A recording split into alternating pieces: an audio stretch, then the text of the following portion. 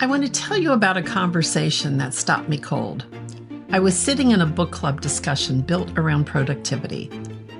And on the surface, it sounded exactly like what you would expect. People talking about time management, procrastination, consistency, burnout, focus, discipline, all of it. And as I listened, something became very clear to me. Nobody in that room was actually struggling with productivity. They were struggling with identity, and they were trying to solve it with productivity tools.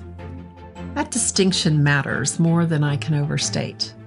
Because when the real question is, who have I become inside the life I built? No morning routine is going to answer it. Welcome back to your Passion, Purpose, and Personal Brand. I'm Lisa McGuire, Strategic Identity Advisor. And today we're talking about why the future belongs to people who know themselves. Not performatively, not conceptually, actually. Before we get in, this episode is sponsored by Successfully Stuck, the First Truth Kit. Because what I'm describing today is exactly what this kit was built for. Sometimes what you're experiencing isn't burnout or lack of discipline or the wrong productivity system. Sometimes the version of you that's been organizing your life no longer fits who you're becoming. The kit helps you identify whether you're dealing with burnout, stuckness, misalignment, or the beginning of a real identity shift. Inside is a private diagnostic, reflection prompts, the identity evolution journey map, and a guided audio from me. The link for the information is down in the show notes. So let me get back to that book club room for a moment. What I was watching was a group of smart, capable, successful people trying to solve a feeling they couldn't quite name. And the tools they kept reaching for were systems, schedules, habit stacks, accountability structures. They weren't wrong, not exactly. They just weren't touching the actual problem. Because underneath conversations about discipline and motivation and consistency, there's usually a much deeper question sitting quietly. Who am I when I stop performing? Who am I if I no longer want the thing that I work so hard to achieve? Who am I if the version of success that used to drive me no longer feels meaningful? Those aren't productivity questions, and you cannot optimize your way out of them. We live in a culture obsessed with optimization. Mornings, health, content, business, relationships, visibility, all of it. And I'm not saying those tools are useless. Some of them are genuinely helpful, but I think something else is happening underneath the obsession with them. I think a lot of people are terrified of what they might feel if they stop performing long enough to actually hear themselves. Some people aren't addicted to productivity.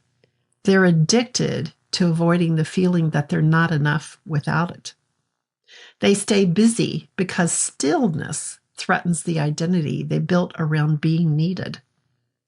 They overwork because achievement became the place they learned to locate their value. They keep chasing optimization because if they slow down, they may have to face the truth that the life they built no longer fully fits them. And in a world full of noise, that truth is very easy to avoid. There's always another strategy, another system, another expert, and another reason to stay externally focused. Here's something I've come to believe deeply. Most people are not looking for answers. They're looking for relief from truths they already know. That landed hard for me when I first saw it clearly, because most people already know what no longer fits. They already know what they've been abandoning in themselves, what room expired, what identity no longer feels true, and what performance they're exhausted from maintaining. Their nervous system knows. Their body knows, their exhaustion knows, and their mind is simply trying to negotiate with what the rest of them has already recognized.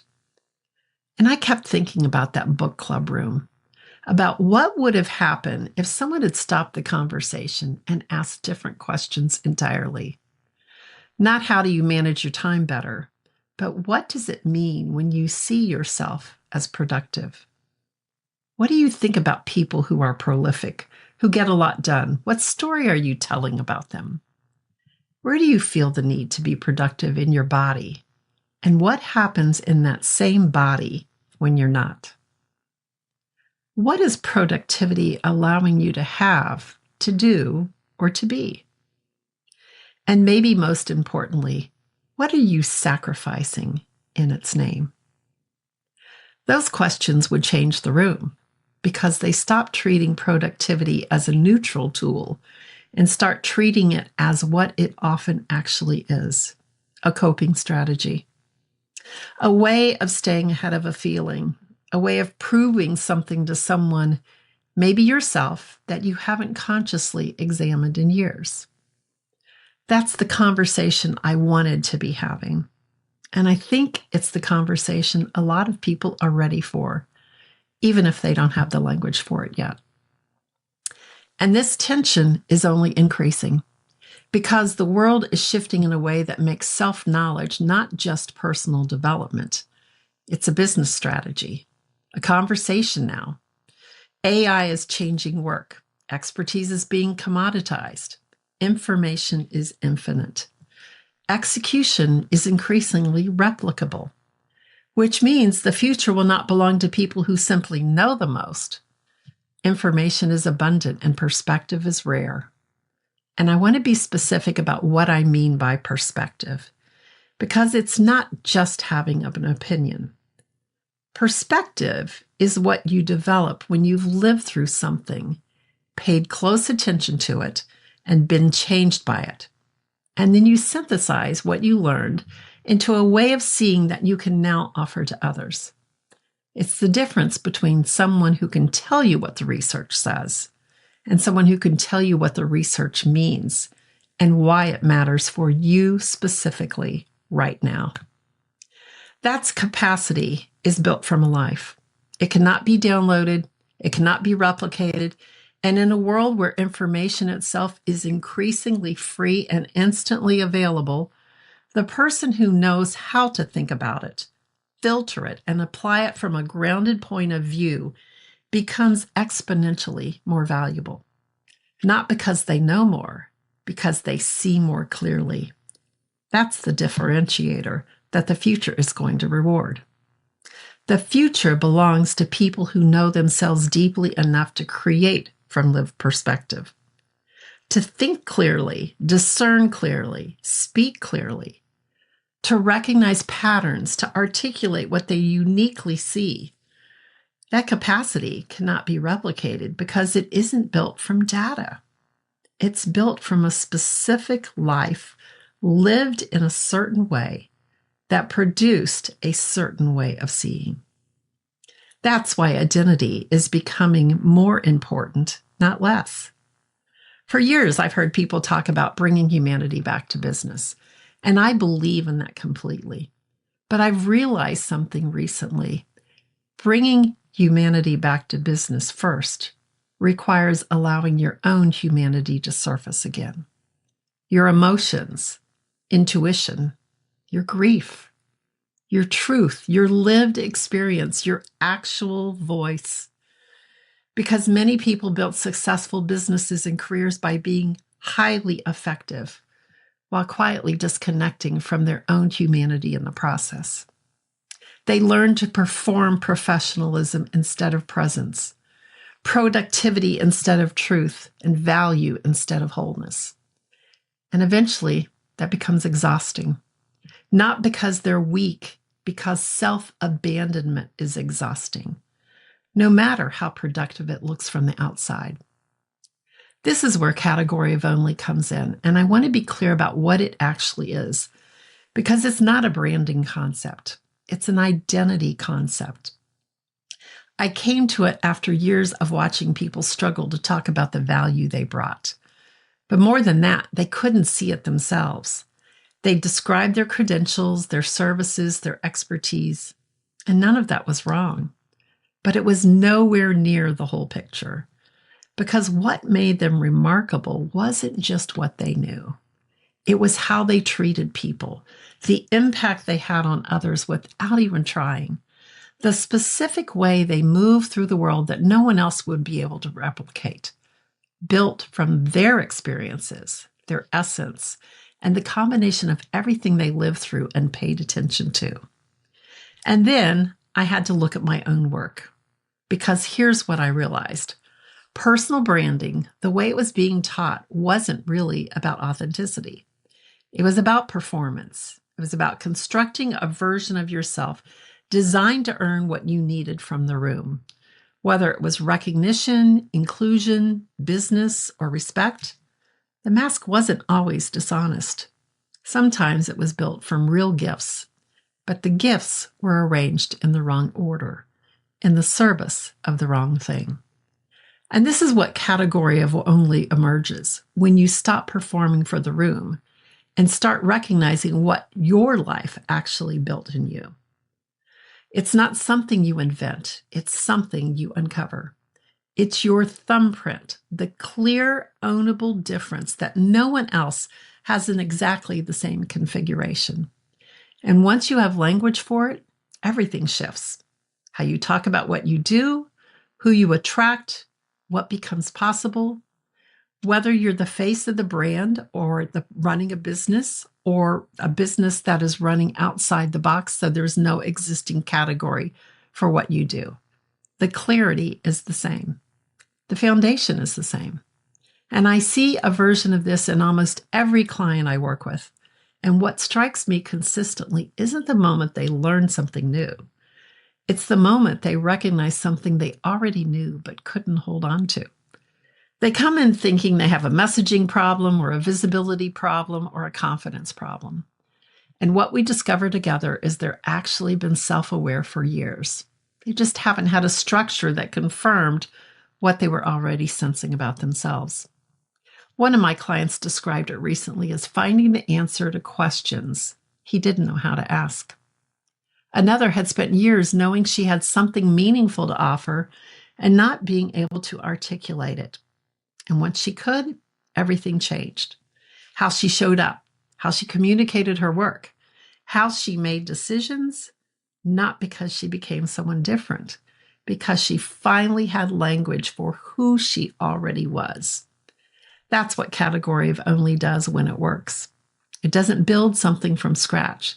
It names what was already there waiting. But here's what I've also noticed. Some people are genuinely afraid to reconnect to themselves, not because they don't want to, but because they're afraid of what they already know. They're afraid they've outgrown the role, the business model, the room, the identity, and the version of success they once chased. And if they fully admit it, something may have to change. So instead, many people double down on performance outward, more productivity, more proving, more achievement, more visibility, more optimization. Because underneath so much of modern achievement culture, there is a quieter fear that doesn't often get named out loud. What if I stop performing and there's nothing valuable underneath it? I think it's a significant number of people are privately carrying that question. What if I stop producing, stop proving, stop over-functioning, and stop being needed? Would I still be worthy then? That's not a productivity question. It's not a branding question. It's a worthiness question. And it's the root underneath almost everything else we've been talking about in this series, which is exactly where we're going next week, because underneath overachievement, people-pleasing, visibility fear, imposter syndrome, perfectionist, chronic proving, underneath all of it, there is usually one core wound: unworthiness. Most people are trying to build authority before they believe they are enough to carry it. And it changes everything. How they lead, how they speak, how they show up, how they build, how they receive success when it actually arrives.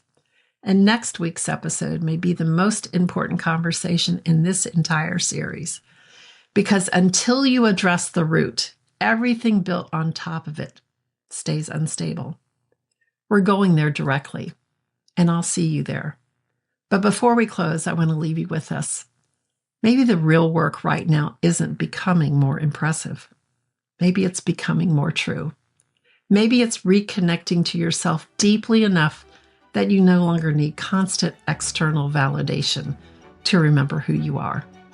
Because when you genuinely know who you are, what you see, what you value, what you're here to contribute, the noise starts losing its grip. Imposter syndrome loses its grip. Comparison loses its authority. And performance loses its control over you. And your life begins organizing around truth instead of approval. The future belongs to people who know themselves, not the performance, not the mask, and not the optimized version built for the room. The actual you. That's what's irreplaceable, and that's what's coming. So I'll meet you back here next episode for that conversation.